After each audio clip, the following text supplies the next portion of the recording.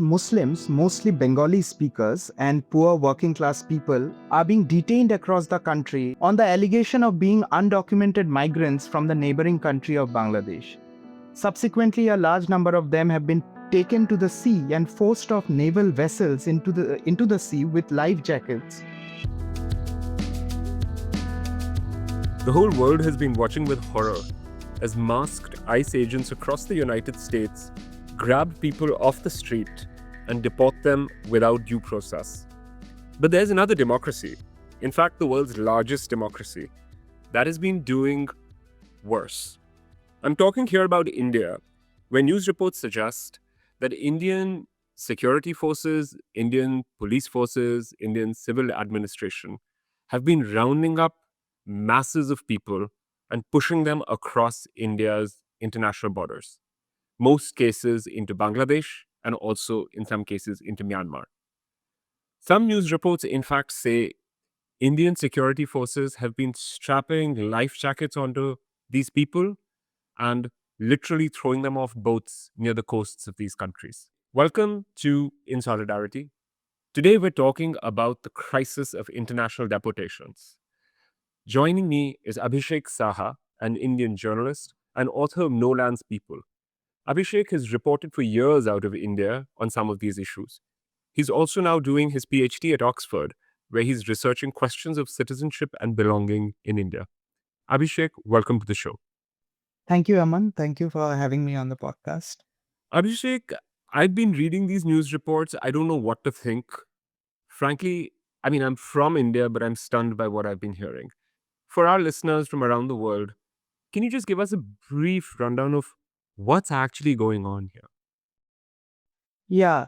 So, what has happened over the last 2-3 months after the escalation of conflict between India and Pakistan, and reportedly as per a directive of the India's Ministry of Home Affairs, is that Muslims, mostly Bengali speakers, and poor working class people engaged as construction workers, scrap dealers, domestic helpers, are being detained across the country in states like Gujarat, Delhi, Orissa, Maharashtra on the allegation of being undocumented migrants from the neighboring country of Bangladesh.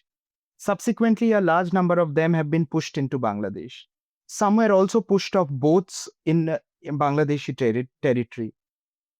And what is most interesting here is that there is no Government of India official data on these deportations and pushbacks. But estimates from Bangladesh, the United Nations, the international press, and groups like the Human Rights Watch and Amnesty International indicate that around 2,000 people were deported to Bangladesh in May and June. Alongside this, there has been deportations of Rohingya refugees as well. Um, a, a group of 40 Rohingya refugees living in Delhi were rounded up, taken to the sea, and forced off naval vessels into the sea with life jackets near Myanmar territory.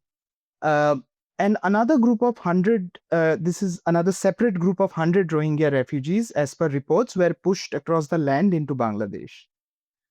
And what makes this there are couple of points that I want to emphasize as you asked me to describe these pushbacks and deportations, is that first, the suspicion of the Indian state conducting these raids and checking documents of the suspected individuals is rooted in ethnicity, religion, and language, which essentially equates Bengali speaking Muslims from states like West Bengal and Assam with being outsiders solely because communities with the same identities live across the border.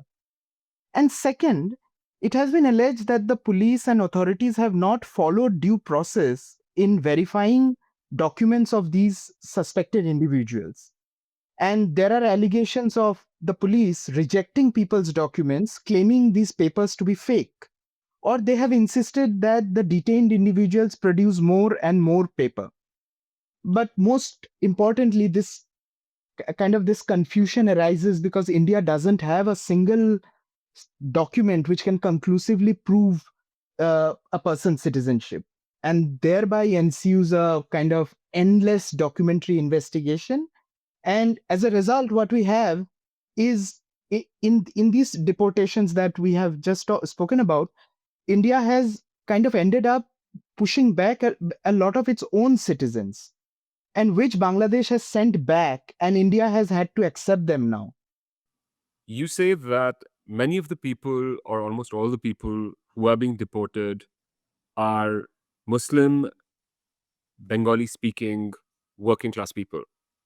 You also referred to an escalation of hostilities between India and Pakistan.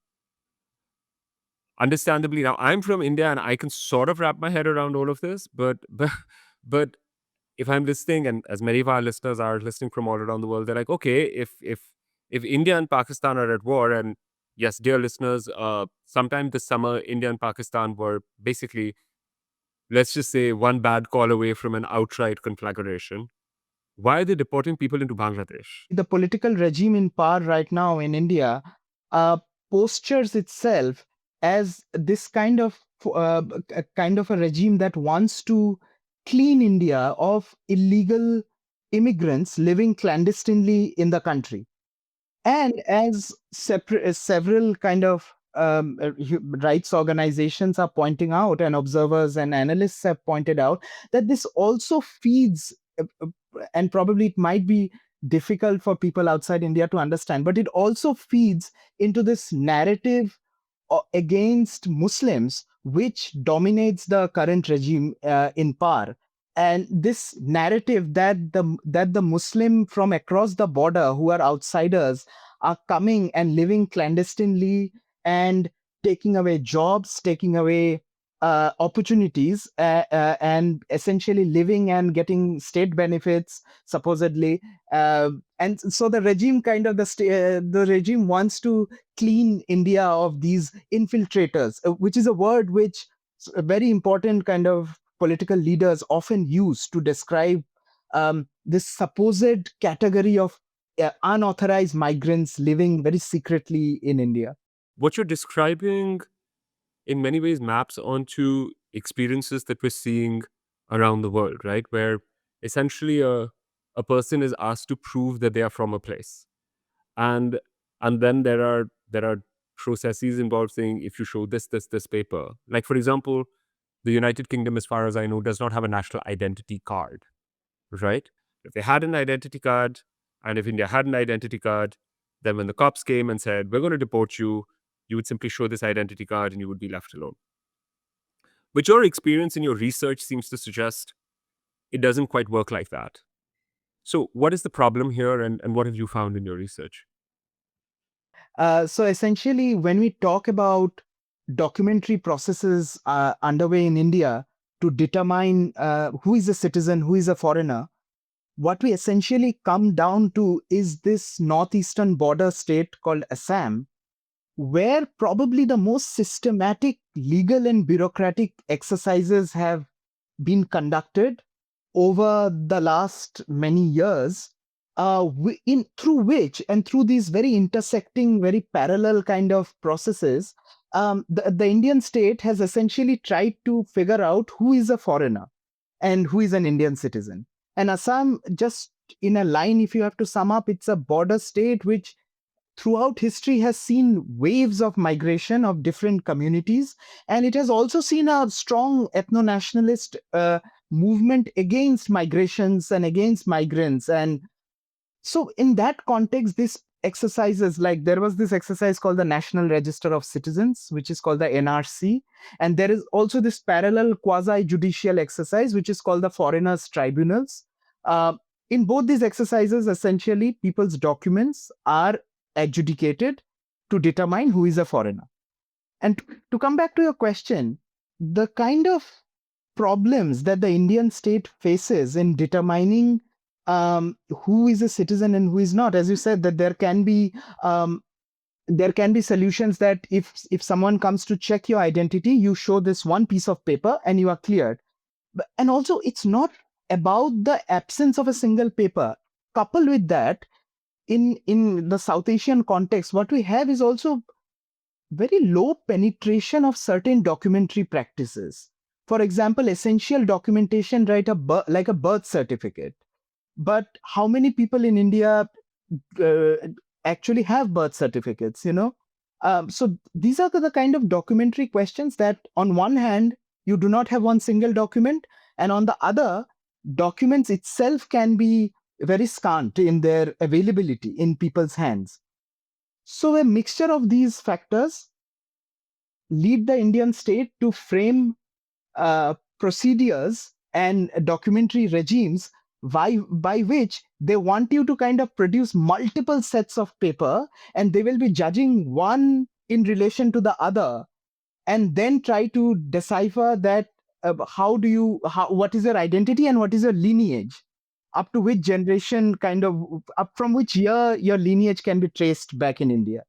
So my research, my fieldwork for this ongoing PhD was based in Assam, where I looked at processes of citizenship determination via documents in the foreigners' tribunals in Assam. And in Assam, there is a specific law of citizenship determination in India, which says that a person will only be considered an Indian if the person or their ancestors lived in Assam or other parts of India and not what is today Bangladesh before a cutoff date of 24th March 1971. So, this is a lineage based documentary process to identify who is an Indian. So, this woman, Manowara, who is a Bengali Muslim from Assam, several years back, she was declared to be a foreigner by one of these tribunals. When I looked at her case recently, I was writing something, and when I looked at her case, um, I figured that her entire case, one of the primary reasons why she was declared to be a foreigner was inconsistencies in her documents, which were created by the differences in spellings and minor variations in names of her father and her grandfather and the name of her ancestral village.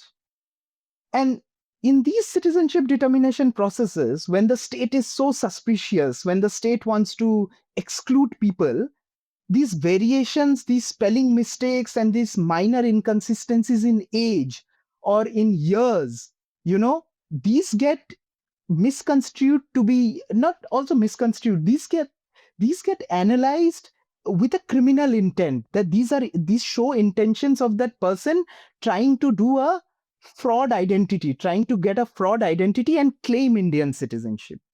So these are, I think, Assam shows what kind of processes that have been happening in India's peripheries, and how these processes have now traveled inwards into the country's heartland. Right. And so what you're describing to me seems to be a situation where people are in some ways older than the bureaucratic practices established by states. And in some ways, my grandmother, who's 95, for example, is older than the current Republic of India. So when a state inherits a people, what you're describing to me is the chaos that happens when the state tries to then say, okay, we've inherited these people and we now think some of them shouldn't be here. Yeah, exactly. And I think this kind of inherited a people, the state which has inherited a people, I think very interesting idea. But I'd also like to add that it has kind of inherited borders as well, and these borders, these were lands which were joined, where there was mobility, where there was, if you think of the border between India and Bangladesh today, it has been these lands have, before the existence of these two nation states, and these are relatively very new constructs in world history. If you kind of see, I mean, nation state itself is very new that way, and I think I think these uh, problems also occur kind of when the state has inherited this people, it has inherited the borders, and then it all these ideas of who belongs and who is the insider and who is the outsider, and is the outsider to be defined based on ethnicity, religion, language, or what are the parameters by which you, or is it lineage, which a state like Assam has been trying to do since 1985. So yeah, I think these are very pertinent questions which have come up, and I think these involve a large chunk of South Asia, so as to say. One of the things I'm picking up in your description of events where there is, on the one hand, this long pending question of who's here, who's not here. This is, of course, I mean, worth reminding our readers, these are post-colonial states. So these are boundaries, as Abhishek said, that are in many cases literally just drawn on maps in Europe and leaving countries all over the world. In fact, we see versions of this in Africa. We see, as you said, all over South Asia. So there's that one piece. The second piece that I'm hearing from you is that when the state starts deciding who belongs and who doesn't belong, um, it very quickly gives the state an immense amount of power, and it very quickly opens up this exercise to being an intensely political exercise based on the prejudices and, in many ways, mindsets of the people who are in charge of the state. And at this point, the undesirable is the Bangladeshi Muslim. But one could equally imagine a situation like this where tomorrow there is a India-China conflagration, and then people along the borders of India and China are suddenly being kind of called into question, and then the new infiltrator is the person who again doesn't feel quite Indian enough and is now being pushed across different borders. And to add to that, I think, of course, there is this question of who becomes the next outsider, or how do we go, how does the Indians, whether the Indian state will go on othering people. But I think at this moment in history, what's also important to recognize is that notions of belonging and citizenship and who belongs, it's also getting considerably changed with the remarkable triumph of the Hindu right-wing politics. For example, there is this new law which came into force, which is called the Citizenship Amendment Act of 2019, which also saw protests across India. um, yeah, so the law essentially says that migrants and say leave aside undocumented or undocumented, but migrants from the three Afghanistan, Pakistan, and Bangladesh, three Muslim majority neighbors of India, non-Muslim migrants from these three countries, and all six religions they have listed apart from Islam, will be given comparatively easy access to gaining Indian citizenship. And this law essentially changes uh, the way we think about who belongs to India. Is it is will this country be kind of um, redefined? Will the ideas of belonging be redefined based on the politics that's currently in force in the country? You live in Oxford now. One of the things that I've been thinking a lot about is what are the when you look at the conversation about immigrants in the UK, right? And you look about this question of small boats, and there is a tendency, of course, to say this is completely different. We're not talking about this at all. But what I see from your descriptions of what's happening in India, the idea of the outsider is an incredibly fluid thing. And once it becomes acceptable to start zooming in on specific people and saying, okay, you look different, you speak a different language, now prove you deserve to be here, and if not, we're going to deport you. Uh, it strikes me as essentially a continuation of the same processes that we're seeing in India, where India is, of course, as India does, taken things to an extreme level. But but that's how I read it. How do you, as a former journalist, or maybe you'll become a journalist again, but currently sitting at Oxford, doing your PhD, doing the weighty thinking, how are you viewing and analyzing what's happening in the UK and what's happening in the US? I think it's very important to kind of zoom out and think of the experiences across the world, how they're unfolding. And just to kind of bring a small kind of anecdote, I think today morning while preparing for this podcast, I was reading on openDemocracy this story about crackdown on food delivery people. And I think there is this one section in the story which is so interesting, that the crackdown on modified e-bikes, and how the crackdown is supposed to be on people who do not have proper licenses of their vehicles, and but it's at the same time it's also a crackdown. The cops will also check your immigration status of the riders, and thereby the kind of immigration check is also happening. And I think the writer writes that the areas in which such raids are happening, such checks are happening, are also very ethnic and diverse backgrounds of in Birmingham. So at the very surface, one takeaway is that I was wondering how, whenever these uh, checks and the state wants to check the outsider, and whenever this check is not happening, say at the border, it's not happening at the US Mexico border, or say the for example the small boats are happening at the physically at the geographical borders. But I am very interested in looking at how these processes have become internal, and how in the heartland of the territories these processes happen, and then it gets conflated with kind of ethnicity, kind of language, color of skin, and then this checks starts happening. This and it's very interesting to observe how state suspicion kind of plays out in these contexts, and where they will conduct the raid, and who they will catch, and who they will ask for the paper. Because although we'll it's very easy to say that, okay, if people have their documents and people will present their documents, and oh, you are in the clear. But I think once you get into the nuts and bolts of it, you realize that it's also the identity of the holder who is presenting the paper. Because you presenting the paper or I presenting the paper will be very different from another person presenting a paper.